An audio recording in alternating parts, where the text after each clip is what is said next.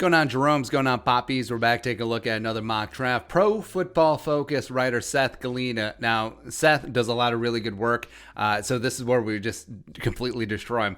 This mock draft is out there, man. It is something, but of course, no one knows anything. This is going to be the most highly variant NFL draft ever, given the parameters going in. So you got to free your mind, and the rest will follow. There's some really juicy cuts in here. The Vikings go edge. They go freak athlete, but not the one you're thinking of. We'll get that to the we'll get into that in a sec. Number 1, Trevor Lawrence. Yes, Number 2, the Jets go Justin Fields. Now, it's been Zach Wilson at 2 for forever. But remember, going into the college football season, it was Lawrence 1, it was Fields 2, and who else was going to be 3? I mean, Zach Wilson wasn't even on the radar. Like, his rise really was sort of like Joe Burrow in 2019, where Burrow going in was like maybe seen as a 6th-round pick, and then Wilson almost has more mystique because we saw all of Burrow's games on national television on the biggest stage. But the fact that, I mean, Zach Wilson, all 22,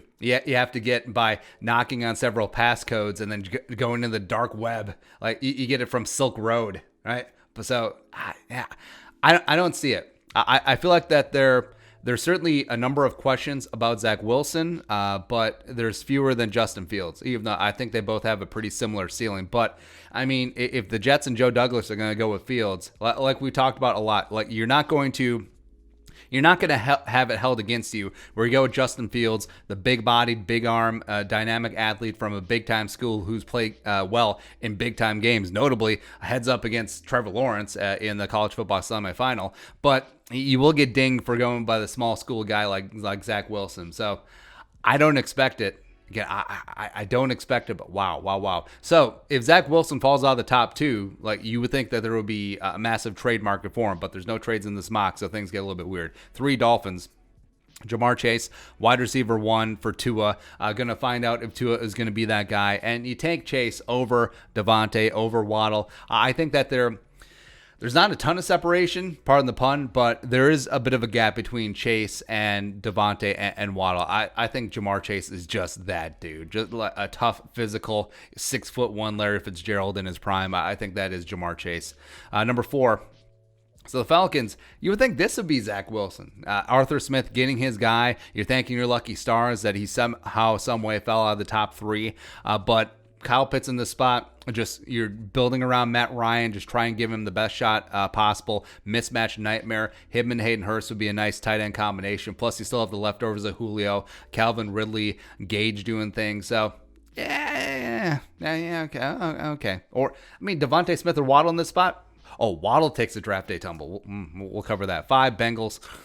Penny Sewell, no matter what. Yeah, fix that offensive line in front of Joe Burrow, and then you can be concerned about everything else. 6, the Eagles take Mac Jones. Ooh. QB3, Mac Jones off the board. And also to Philly. So Mac Jones and Jalen Hurts are going to get it on. Loser leaves town. But wow. Like, I understand that you do like Mac Jones. He has the intangibles. He was a great distributor for Alabama. But I do question if he does have the arm strength to push it downfield consistently. But some people have called him like baby Tom Brady. I don't go that far. I like Mac Jones. I don't love him. Given the choice between Jones and Wilson, I'm taking Wilson.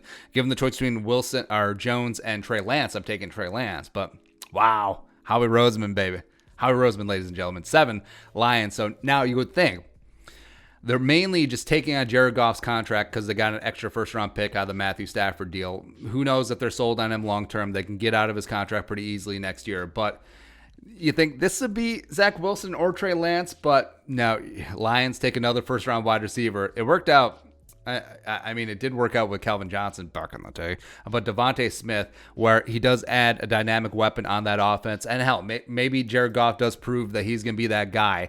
But yeah, as a Vikings fan, I'm pretty pissed off that we have to cover Devontae Smith twice a year for the foreseeable future. 8. So the Panthers, somehow, some way, get Zach Wilson to follow them. I don't know. Maybe they just put out that he didn't look that great against Coastal Carolina. I mean, right in their backyard, the regional scouts got a good look at him. But how? Like, how do they end up with Zach Wilson and they didn't have to give up significant trade capital to get up into the top 7? I don't understand it. But again, there's no trades in this mock draft. 9. So the Broncos just stay put and they get Trey Lance, the pride of NDSU. Again, how? But Trey Lance walks into a great situation. I think Pat Shermer will do good things with him. He competes with Drew Lock. I think that Lance has a shot to win the job outright, even if there is no OTAs in preseason. And there's a lot to like. You got Garrett Bowles. You got Cortland Sutton. You got Jerry Jeudy. You got Hamler time. What up? You got Noah Fant. I mean, you got a lot of weapons there. 10. So the Cowboys have their choice of cornerbacks, and they go Surtain the second. I don't know if I could pass Caleb Farley. Like, I really do like Surtain. I think that he's a great alpha dog, but I mean, Surtain's, Caleb Farley's length, it really just is unmatched. He is the best press man cornerback in this draft, but they get a good cornerback either way. And they go Bama at QB, at CB, excuse me. 11, the Giants, Kwity Paye no matter what. Now, a lot of mocks have had this as a wide receiver pick. Jalen Waddle makes a ton of sense if you want to get the best look possible for Daniel Jones. But, I mean, Kwity Paye, they are going to lose Leonard Williams, so they're going to lose that edge presence. And Paye does have the size to be able to kick inside like Williams did, as well as own that edge. And Gettleman is a height, weight, speed sort of stomp when it comes on the defensive line, and Kwity Paye is going to be all those things. 12, Niners, so they miss out on all the quarterbacks, fine, but Caleb Farley just falls into the laps as a replacement for Richard Sherman. They will certainly take that. 13, Chargers, O-line, no matter what, Slater, play him at left tackle, don't dick around with him at guard or right tackle, left tackle, no matter what. 14, so the Vikings take a freak edge rusher, Jason Owe from Penn State. Edge 2 off the board. And Aziz is there, Rousseau is there, Phillips is there, Boogie Basham is there. That's a bit surprising because a lot of mocks have Owe as a late first, sometimes out of the first round altogether. And I do understand it. The Vikings pass rush was booty last year without Danielle Hunter. And Jason Owe is sort of like Danielle Hunter when he came in 2015, where he's this absolute physical freak, 6'5", 252, is going to run a 4.3 40, which is just ridiculous at that size. But college production, meh. 2019, 31 pressures, 5 sacks, pretty solid for a season, but 2020, played 7 games, posted an 85.3 PFF grade, but 0 goose egg sacks and only 22 pressures. So it is a balance of traits. You're betting on the come. You're betting on what they project to in the NFL versus overall college production. So it is weird taking a guy who had 0 sacks as a defensive end his final year of college, where you leave a guy like Gregory Rousseau, who also has great physical attributes, who had 15.5 sacks in 2019 as a redshirt freshman. So it is a gamble. It is. I do like Owe. I don't know if I like him at 14. There's a ton of value on the board. You do have Barmore out there. You have Darrisaw out there. Micah Parsons still on the board. Jalen Waddle is still out there. And I do like Aziz and Phillips and Rousseau ahead of Owe. But,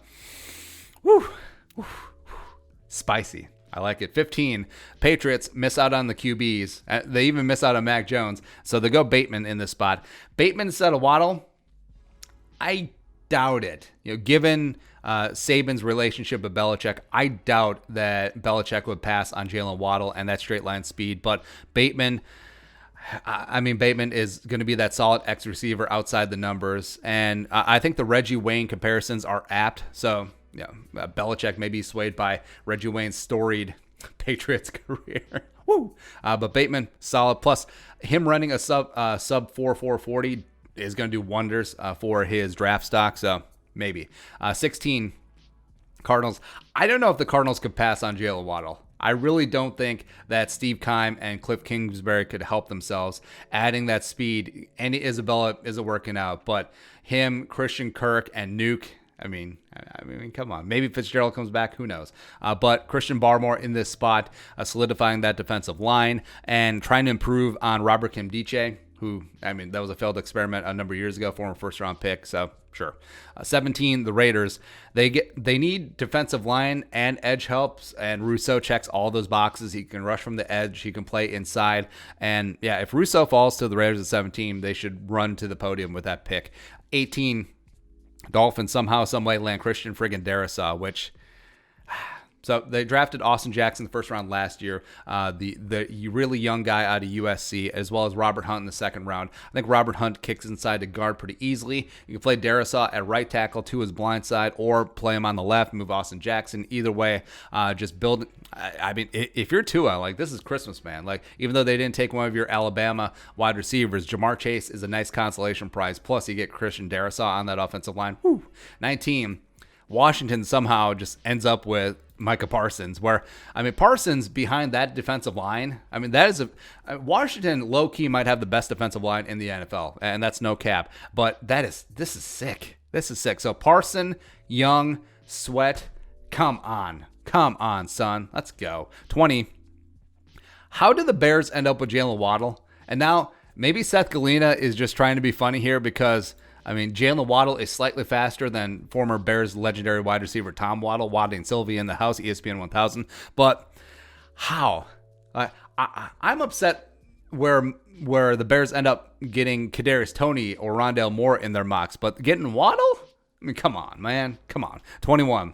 The Colts taking Aziz, where they would have liked offensive tackle, but Darisaw off the board, and maybe they go Tevin Jenkins, maybe they go Cosme here, but pass rush specialist, you can never go wrong with that. And this is a good spot for Aziz because he can platoon, he can play 18 to 24 snaps a game on third down and just get that edge as he develops the rest of his game. It's a really good landing spot for him. 22. So the Titans is a little bit different than the Colts, where the Titans need an edge rusher that can play every single down right away. Aziz, I don't know if he's going to be that guy immediately in the NFL. Colts can platoon him, where the Titans getting Jalen Phillips. I think both of these picks make a lot of sense, where Phillips, if he can stay healthy, is going to be that guy on the edge. Plus, I do like Phillips and Simmons on that defensive line going forward. 23. So the Jets, biting my tongue. Robert Saleh getting into the Jets, going to put his defense in. Taking Asante Samuel Jr. out of Florida State. Now, with J.C. Horn on the board, I doubt that they would go Samuel. I think that the length of Horn would get it. Plus, I think overall he's a better player. But Asante Samuel Jr. is no slouch either. But you do rarely see him in the first round in a lot of mocks. I think at minimum he'll be a top 45, top 50 pick. But Saleh getting quarterback 1 for his defense. Go ahead. 24. I mean, so the Steelers have so many other needs. I mean, they missed out on the quarterbacks, but offensive line, Marquise Pouncey retired. They might have to cut to Castro. Villanueva might leave in free agency. Linebacker, edge rusher, since Dupree's leaving in free agency. Cornerback, Hayden's not getting any younger. Running back, because James Conner hasn't been great. But wide receiver, now I understand that Rondale Moore can be used in a lot of ways, but even if Juju leaves in free agency, like, they're good at wide receiver. They got Deontay Johnson. Hopefully he can hang on to some balls. They're probably going to have James Washington back, as well as Claypool's there, the second-round pick from 2020. So, I don't know. I get that this is PFF, and tie and even slight disadvantage always goes to the receiver or quarterback, but I don't know. Man. 25. So the Jaguars getting Kadarius Toney. So this is pretty well. Again, there's a lot more other pressing needs, but this is a lot more fun. So Trevor Lawrence gets Kadarius Toney, even though offensive line, defensive line, linebacker, more pressing needs for the Jaguars. But Kadarius Toney with Laviska Shenault, the second-round pick from last year out of Colorado, plus DJ Chark, get some. Let's go. 26. Cleveland Browns. Oh, plus Kadarius Toney, a lot like Urban Meyer, already has a built-in fan base in Northeast Florida.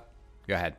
26, the Browns picking up Trevin Moehrig, pairing him up with Grant Delpit. Kind of both overlap in talent. Not really either of them are a box guy, but what can you do? 27, Ravens get their wide receiver, Terrace Marshall Jr., big-bodied outside the numbers guy, with Chase opting out and Justin Friggin Jefferson tearing up the NFL. He was able to show that he was more than just the wide receiver 3 on the 2019 national title team. He had a really nice season all by himself, but yeah, he's going to be that dude for Lamar Jackson. Pair him up with Hollywood Brown. Go ahead.